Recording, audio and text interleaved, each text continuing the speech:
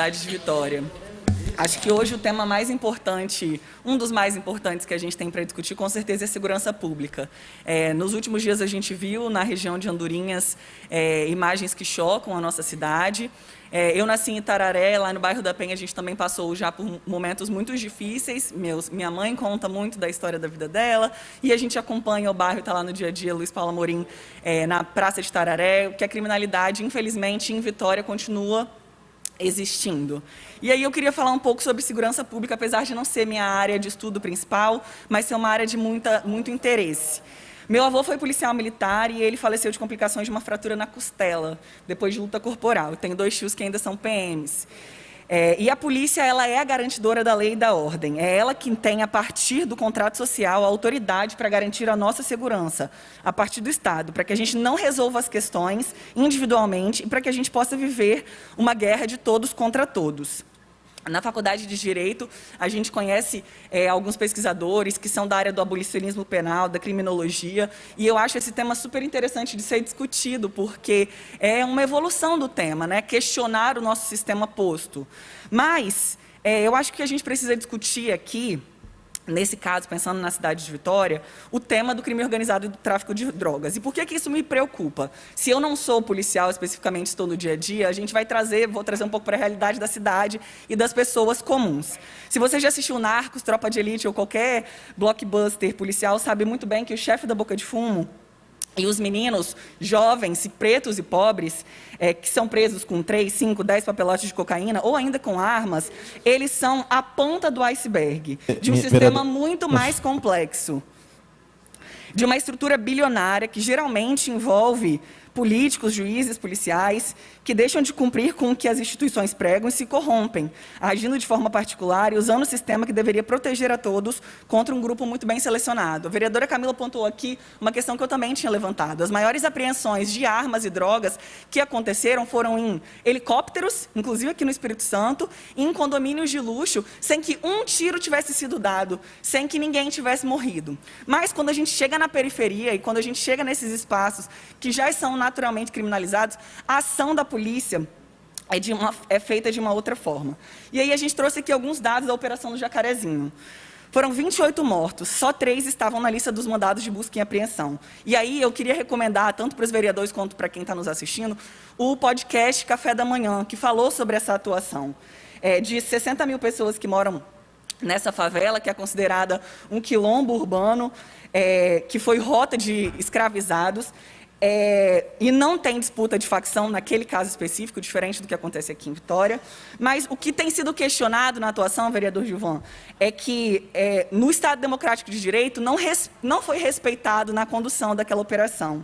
O policial, quando ele foi assassinado, também foi assassinado, a gente precisa registrar aqui, e lamento muito a morte desse policial, aconteceu o que os estudiosos chamam de operação de vingança, e por conta disso foi aumentada a agressividade da polícia, que já é muito questionada nesse sentido.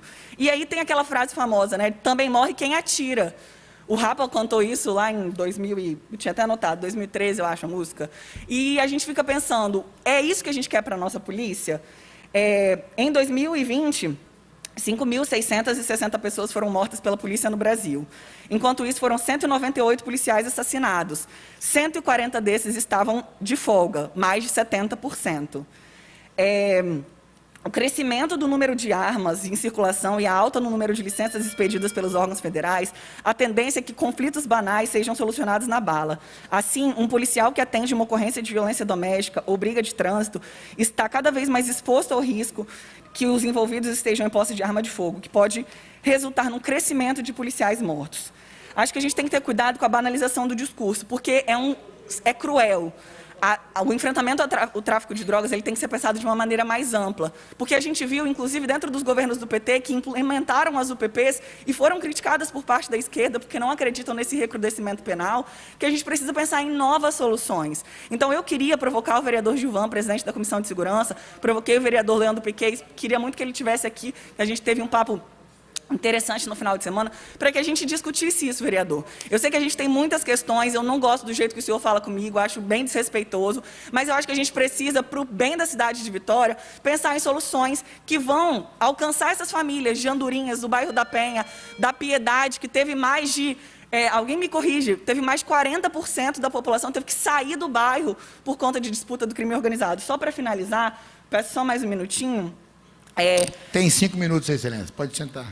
Já é permitido no Brasil para que o cidadão tenha posse de arma de fogo. Existe uma regulamentação que exige critérios rígidos para que cenas cada vez mais corriqueiras no Brasil não aconteçam também no Espírito Santo. Vereador, eu estou falando coisa séria. Como o caso da adolescente Isabelle Guimarães, que foi morta por uma colega em uma casa que tinha armas de fogo segurando livremente, todas regularizadas, para que a gente não repita casos como o da menina Ágata, das primas Emily Vitória, de 4 anos, e Rebeca Beatriz, de 7 anos, que morreram enquanto brincavam na porta de casa. A gente não deve pedir mais armas de fogo, que elas sejam disponibilizadas e circulem.